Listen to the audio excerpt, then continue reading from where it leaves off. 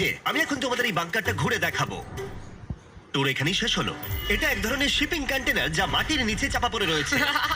এটা এখনই বেঁকে যাচ্ছে। ওরা আমাকে এটার দাম $1 কেন সেটা বলবে। আমি বলতে চাইছি এটা এক্সপ্লোশনের পরেই হয়েছে। তোমার কি মনে হয় এই বাংকারটা বোমটাকে সার্ভাইভ করতে পারবে? না। দেখা যাক তাহলে। বোমটা ফেলো। হ্যাঁ, কি?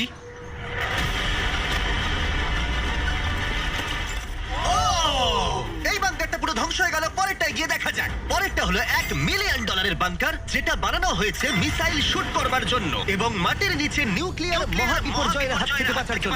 কিন্তু ভেতরে কি করে যাওয়া যাবে?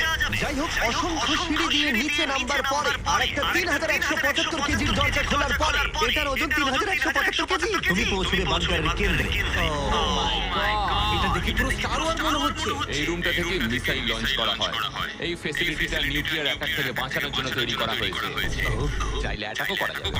আমরা যে মেঝেতে দাঁড়িয়ে আছি সেটা আসলে